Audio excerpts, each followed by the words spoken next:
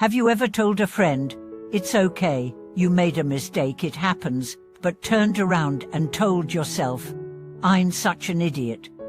Have you ever comforted someone else through a failure, while quietly punishing yourself for a similar one? Hello and welcome back to the channel. It's so good to have you here. Today, we are diving into one of the most tender and transformative topics in emotional healing, forgiveness, but not the kind you offer to others, the kind you withhold from yourself.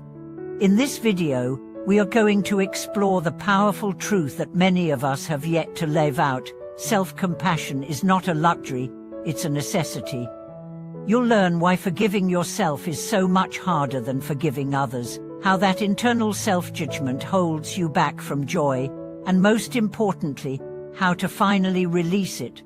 We'll uncover the psychological patterns behind self-blame, dig deep into the wounds that fuel our self-hatred, and take real steps, spiritual, emotional, and practical, toward true self-compassion. But first, I want to ask you this. When was the last time you told yourself, "I forgive you"? Can you even remember a time? Most people can't.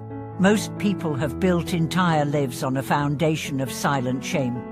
Let's begin with what self-forgiveness actually means. It's not about making excuses.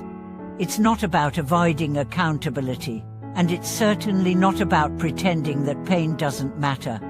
True self-forgiveness is about acknowledging your full humanity, your flaws, your failures, your regrets, and choosing to offer yourself the same grace you so easily give others.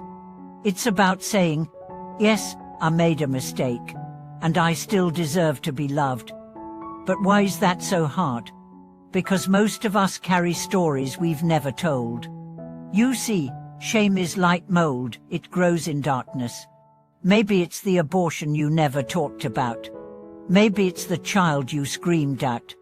Maybe it's the lie you told, the friend you betrayed, the opportunity you squandered, the addiction you hid, the secret you kept, the dream you gave up on. And somewhere deep inside, you decided, "This makes me unworthy." But here's the truth that will change your life. Nothing you have ever done makes you unworthy of love. You are not your worst moment. You are not your biggest mistake. You are not the voice in your head that says you're broken beyond repair. You are human. You are learning. And you deserve compassion. Let's explore this through a story. Julia was a therapist, wise, nurturing, gentle. Everyone trusted her, but behind closed doors, she carried a silent agony. Years ago, in a moment of panic and pain, she had walked out of a relationship with someone she truly loved. No explanation and no closure. Just fear. She buried that regret under success. But every time someone talked about love, her chest tightened. She punished herself with loneliness. One day in therapy, not as a therapist, but as a client, she was asked, "What would you say to a client who did what you did?" Without hesitation, she said, "I would say, you were scared. You were doing the best you could. You deserve to be free." Her own words stunned her, because she had never said them to herself. That day, for the first time, she did. And she cried not because she was sad, but because she was finally free.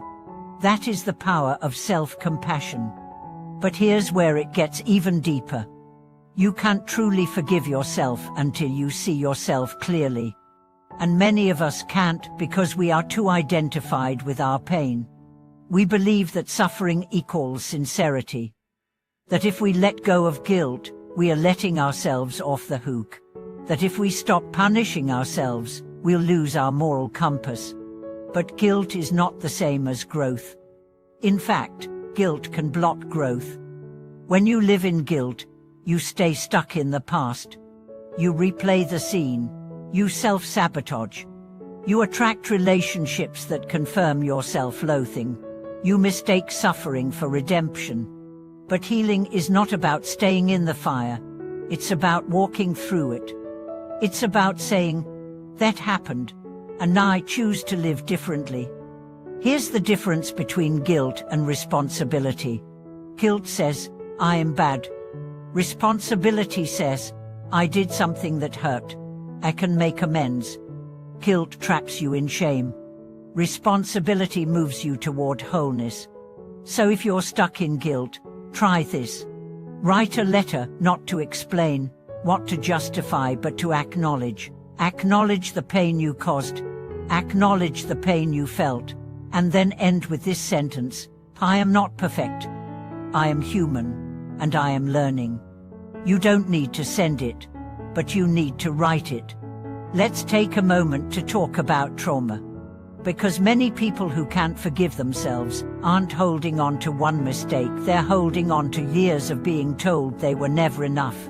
If you were raised in a household where love was conditional, where you had to achieve, behave, perform, or obey to feel safe, then it makes sense that your inner critic is loud.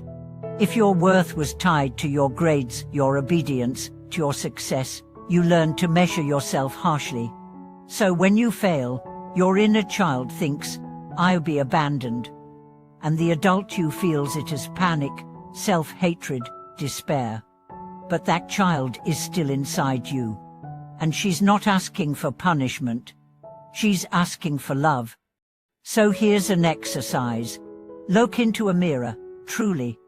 Not for your makeup, not for your flaws, but into your eyes. Say aloud, I see you. I forgive you. I love you.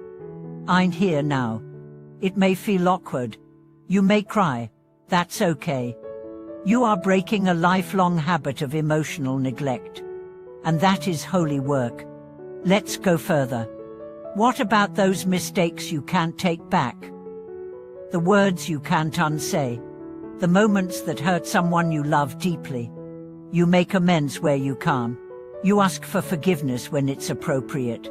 But you also recognize you are not your past. You are not frozen in that moment forever. People grow. You have grown. And every day, you can choose to become someone who brings healing instead of harm. Your pen is still in your hand. The story is not finished.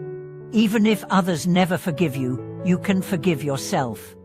You can stop bleeding for wounds that are already scars. You can put down the weight. You can return to softness. And here's the most radical truth of all. Forgiving yourself is not selfish. It's sacred. Because the more love you offer to yourself, the more you have to give the world. The more grace you receive, the more grace you extend. The more you heal, the more you stop hurting others in your pain. So this is not just personal, it's collective. Your healing is a gift to everyone you touch. And now, I want to speak directly to your heart. You have suffered enough. You have punished yourself long enough. You are allowed to rest. You are allowed to laugh again. You are allowed to feel joy, even if your past holds sorrow. You are allowed to live fully, even if you once made choices you regret. You are allowed to be free. Because that is what love does. It sets people free. And you, dear one, are not the exception. You are the reason love exists. Because you are worthy. You are always worthy.